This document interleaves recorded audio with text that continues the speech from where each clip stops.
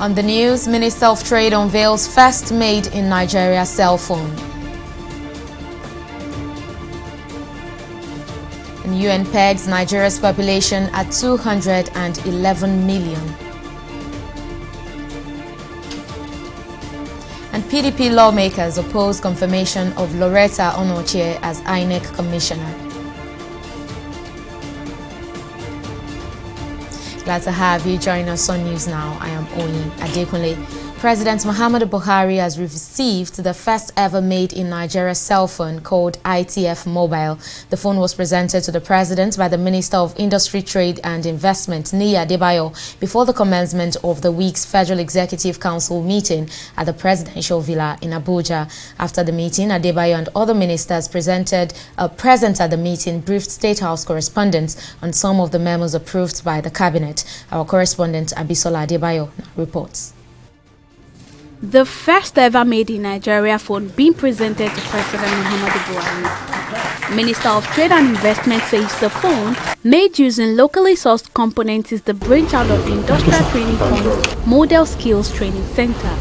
At the 12th National Council on Industry, Trade and Investment, held in December 2020, the Model School Training Center, which is part of the Industrial Training Fund, Industrial Training Fund being an agency under my Ministry of Industry, Trade and Investment, presented and launched a first indigenous mobile phone.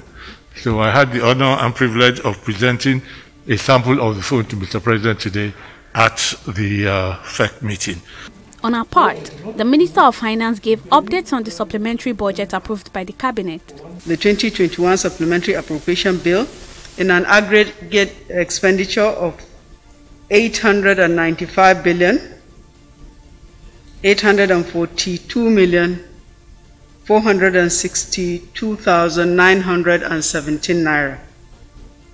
The total of this expenditure is made up of 83.56 billion for COVID-19 vaccine program, covering 30 billion vaccines from Johnson & Johnson and the logistics costs relating to the deployment of that 30 million vaccines.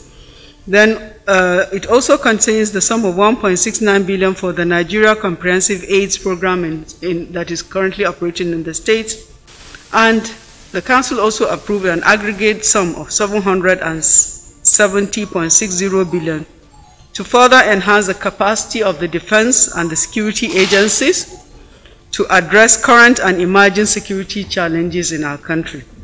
Also, the Minister of Information addressed the controversial Twitter ban in Nigeria, insisting that the social media platform was suspended because it provided an avenue for people threatening the corporate existence of Nigeria. No interest is superior to the sovereignty of this country. All those who are talking about freedom of speech, investment, should remember that it's because there's a country called Nigeria that there will be investment there.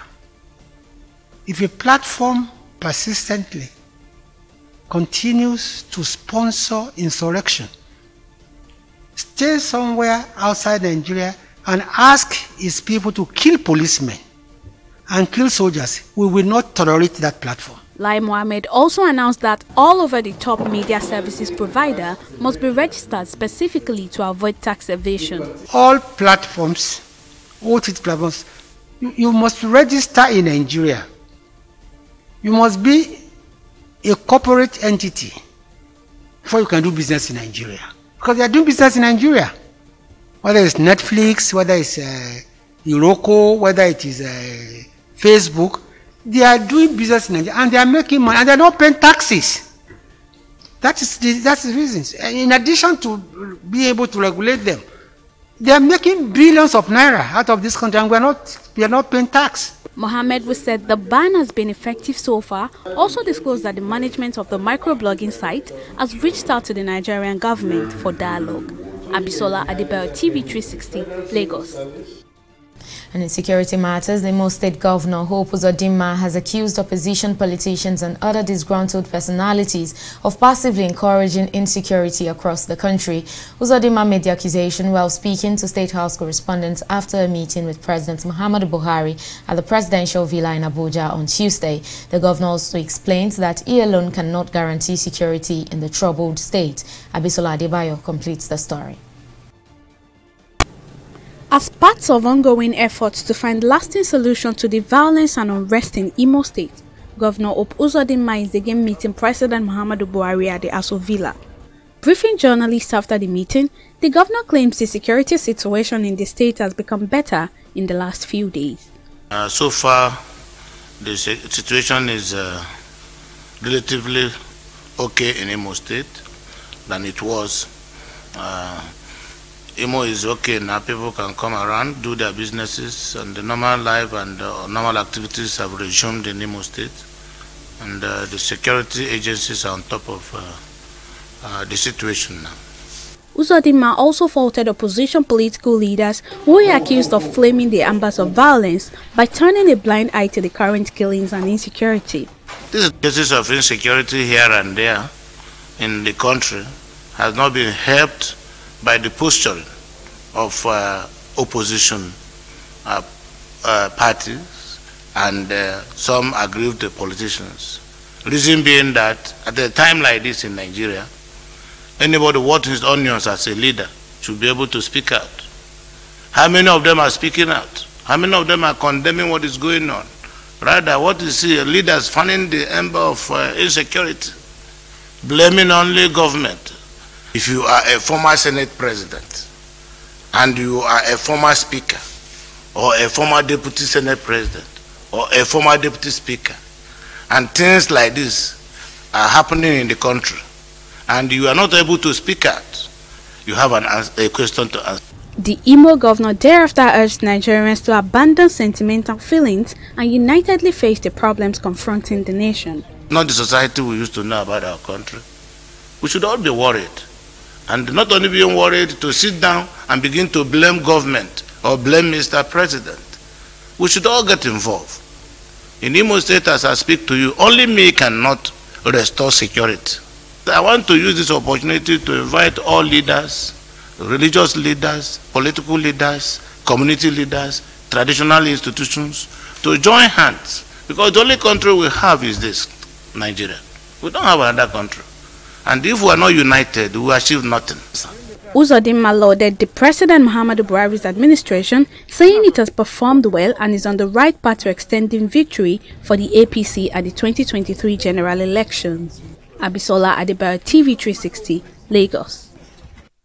The Inspector General of Police, Usman Baba, has affirmed that all existing vehicle tinted glass permits duly issued by the Nigeria Police Force remains valid. In a similar vein, the IGP said existing spy number plates must be used by authorized users for purposes and vehicles specified by law, but the issuance of new spy number plates remain on hold pending the release of a new protocol that would guide its issuance and usage in the country. This clarification comes on the heels of Baba's directive on Monday, suspending the issuance of new tinted permits until further notice. The IGP noted that the move is part of efforts to effectively address contemporary security challenges associated with the usage of tinted glasses by criminal elements who hide under the cover of tinted vehicles to carry out their nefarious activities. Former Deputy Governor of the Central Bank of Nigeria, Kingsley Moghalu, has urged President MUHAMMADU Buhari to, as a matter of national emergency, establish a Truth and Reconciliation Commission as first step to stabilize Nigeria and begin the process of national healing. The former presidential candidate made the call at a press conference in Abuja, where he hinted that insecurity and nationhood of Nigeria were evident in the president's recent controversial remarks about the security crisis in the southeast region in the context of the civil war. President MUHAMMADU Buhari should, as a matter of urgency, establish a Truth and Reconciliation Commission comprised of 7 independent members of high reputation and relevant expertise, 1 from each geopolitical zone of our country, and 1 international member assigned either from the United Nations, or from the Republic of South Africa, both entities of which have extensive experience in TRC matters, with a 6-month mandate to examine specifically the events of January 1966 to January 1970. 2. President Buhari should invite all secessionist agitation movements to a national dialogue in order to give them a hearing with a view to addressing credible, verifiable grievances. President Buhari should appoint a panel of historians with equal representation from the northern and southern parts of Nigeria to review and agree on a curriculum of contemporary national history, including the Nigerian Civil War, to be taught in primary and secondary institutions from the specific perspective of lessons learned, national healing, and reconciliation. 5. Establish May 30 as a national holiday to remember the millions that died in the Nigerian Civil War. Senate President Ahmed Lawan has asked the Committee on the Independent National Electoral Commission (INEC) to screen for confirmation the appointment of Loretta ONOCHIE and 5 others as INEC commissioners. The development comes 8 months after President Muhammadu Buhari sent the list of the nominees to the Senate for screening. However, the screening process was reportedly halted following protests by lawmakers of the People's Democratic Party, who were said to have faulted the idea of making ONOCHIE a card-carrying member of the All Progressives Congress as an INEC commissioner. The Senate INEC panel, chaired by Kabiru Gaya, was thereafter given 4 weeks to conclude the screening and report back to the Red Chamber at plenary. And the United Nations Population Fund, UNFPA, has estimated Nigeria's population to be 211.4 million. The UNFPA's latest State of the World Population 2021 report was launched by the agency's country representative Ula Muela, the Minister of Women Affairs Paul Ntalin, and Chairman of the National Population Commission Nasir Kwara in Abuja. According to the UNFPA report, Nigeria's population increased by 2.6% from 2015 to 2021.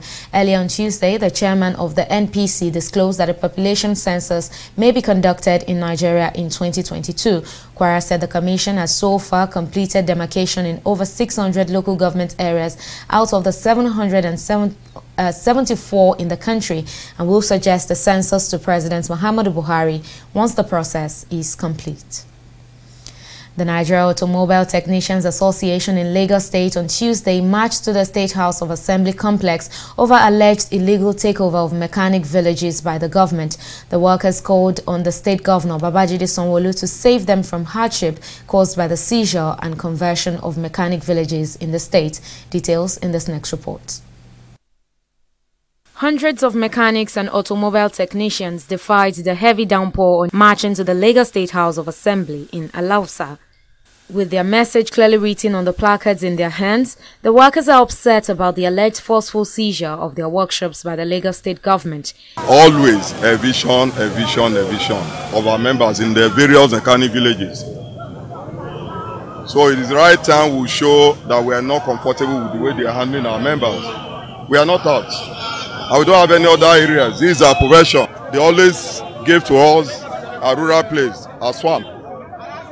The money we need to train our children, to send them to schools, to build houses, to live, we decide we need to make our business grow. So we spend that money on that same virgin land. After some years, the next thing we hear is government is in need of that area. They are using us to develop the water area, and after we develop it, the government officer will come and they will sell it. And we don't want such things to happen again. That's our mission. That whenever they give us a permanent allocation, they should leave it for us. They are particularly accusing the special advisor to the state governor on transportation, Toyin Fayinka, of taking over 6 of the 11 mechanic villages in the state and diverting them for his personal use. The protesters are demanding the return of all demolished mechanic villages and lands to them. Throughout Lagos, they demolished 11 mechanic villages. They just demolished one last month. In Ladipo alone, Fayinka took 6. all the mechanic village taken by Fayika should be returned to us. Since at Ladipo, Agoro is killing us, the PS of lands and physical planning, they are killing us. They should return all these workshops back to us. The lawmakers who addressed the protesters outside the House of Assembly complex assured them that their complaints would be resolved by the appropriate committees. We shall ensure that the House sits on it and take necessary action. And you must be aware that Lagosian and residents were fully represented on the floor of the House. So justice shall be done to your petition. However, Toyin Fayinka has described the allegations made against him as false. He claims most of the mechanics convert their workshops to shopping complexes in breach of terms and conditions for the use of such lands. Well, let's take a break here, but still to come, food scarcity looms as northern traders threaten strike over multiple taxation. Details of that and more shortly.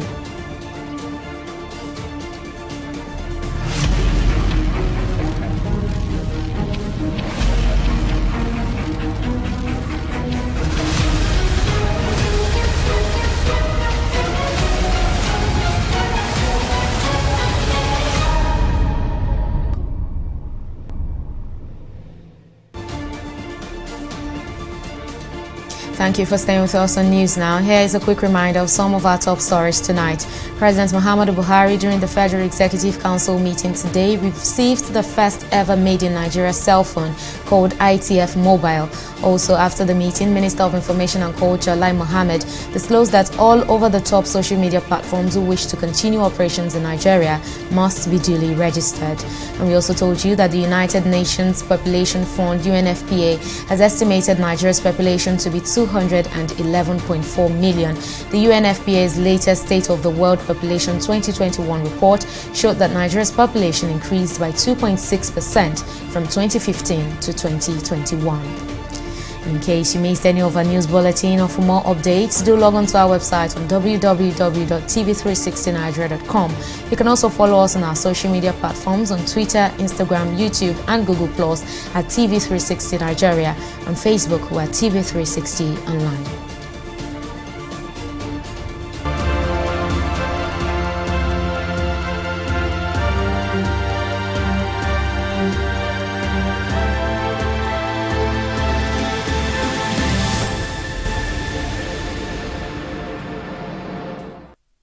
For the second day running, Ondo State is topping the chart of the newly confirmed coronavirus infections in Nigeria with 68 new cases out of the 102 confirmed infections across 9 states on Tuesday.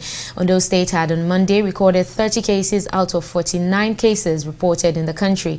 According to an update by the Nigeria Center for Disease Control (NCDC), the newly confirmed cases raised the infection tally in the country to 166,918. The fatality toll, however, remains 2,117 as no new death was recorded on Tuesday. I will take a break here and return with business stories. Please stay with us.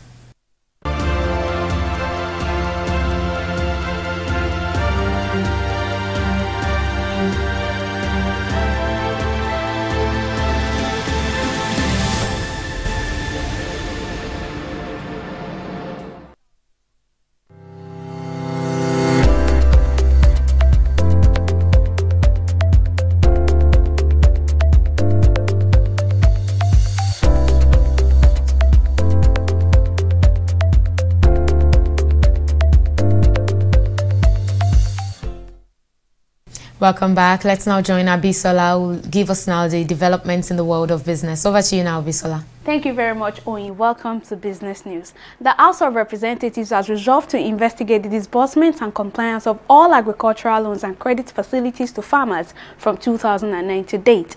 The House placed the loans, which was aimed at enhancing national food security in the country, at over 275 billion naira. To this end, it mandated its Committee on Banking and Currency and Agriculture to execute the task. The House noted that between 2009 to date, the federal government has approved the disbursement of of funds to farmers in various schemes to the tune of over 275 billion naira to help improve agricultural production and guarantee food security in Nigeria. The lower chamber, however, expressed concerns that despite these loans, food production has not attained the expected level in the country. Food scarcity is looming in Nigeria following threats of nationwide strike by the Amalgamated Union of Foodstuff and Cattle Dealers of Nigeria over alleged illegal roadblocks and multiple taxation on its members. National President of the Union, Mohammed said after reviewing the issues, the union resolved to support onion traders who had commenced cutting supply to the southern part of the country owing to the same issues. He said the union would cut the supply of food nationwide if the federal government failed to meet its demand within 3 weeks. In March, the union altered the movement of food supply to the southwest over similar allegations, including extortion of and attacks on members, but the action was suspended after the intervention of Kogi State Governor Yahaya Bello. We'll take a break here and return with Stock Market Review.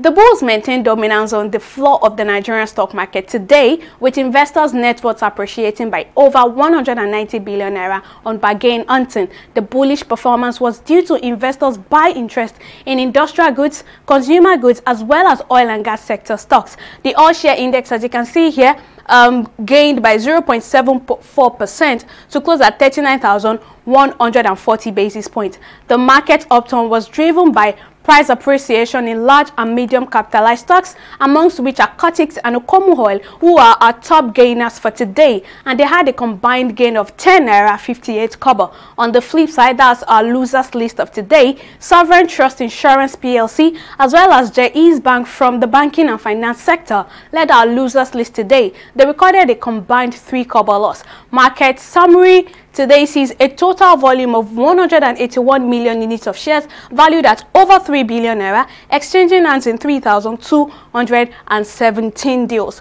Moving on to the global market, that's the FTSE, the Dow Jones and the Nikkei. They are all in the negative territory today. The FTSE ended lower today after broadly underperforming their European peers, dragged down by heavyweight financial and mining stocks in a thin trading session before a key European Central Bank meeting and U.S. inflation numbers, which recorded a 0.20% decline. The Dow Jones also, although it rallied a little bit higher today, it still ended in the negative territory, obviously here, as Bitcoin rebounded above 36,000 following Tuesday's plunge. It recorded a 0.15% decline. Also, Japan stocks Nikkei could not manage to keep its head above water as it recorded a 0.35% decline at the end of trading today.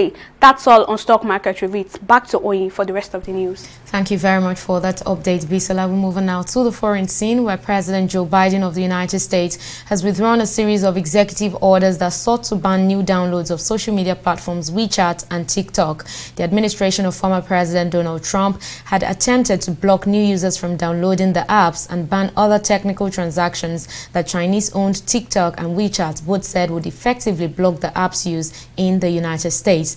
Biden's new executive order revokes the orders issued in August last year, along with another in January that targeted 8 other communications and financial technology software applications. The president also ordered the Commerce Department review of security concerns posed by those apps. Well, it's now time for Entertainment Report on News Now.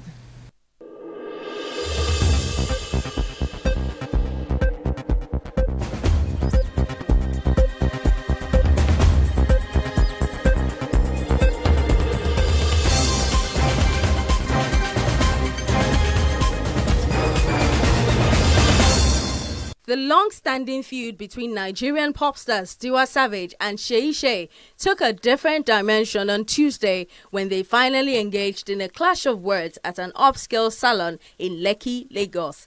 In a video making rounds on the internet, the artists could be seen exchanging words, cursing each other, and almost going physical. Their confrontation allegedly began when SHAY walked up to TIWA Savage to say hi to her in a bid to calm the thick tension between them. But apparently that didn't go down well with TIWA, who then blotted out to SHAY to stay away from her and not pretend that they were friends. TIWA went on to accuse SHAY of insulting her on a diss track together with Kenyan singer Victoria Kimani. She also accused SHAY of speaking ill of her in interviews. The pair called each other unprintable names, and it took the intervention of the owner of the salon who held Ms. Savage to prevent a brawl. Meanwhile, SHAY has told her side of the story in a leaked audio, recalling what she thinks started the friction between her and TIWA. A dumbfounded SHAY says Savage's grievance with her is way beyond the diss track that she recorded in April 2019 because they have met each other more than twice since then and they have exchanged pleasantries on all occasions. TIWA Savage, on the other hand, is yet to tell her own side of the infamous dispute. Well, no one knows how this will play out eventually, but we sure wouldn't mind a TIWA Savage-SHAY collaboration in future. Or what do you guys think? Well, that's all we have on the entertainment segment of News Now.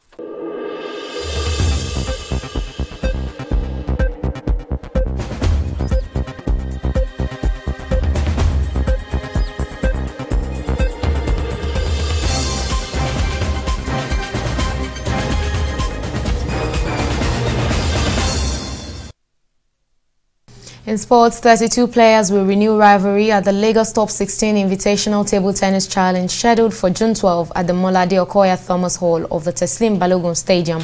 The tournament, which is organized by the Lagos State Sports Commission with the aim to sustain the momentum generated at the just concluded 2021 Nigeria Table Tennis Federation National Championships, will see the best 32 players across the country converge for the one-day tournament sponsored by Renewed Hope. According to the tournament's prospectus, the invited players will go through 3 stages to emerge as champions for the 1.2 million naira prize money.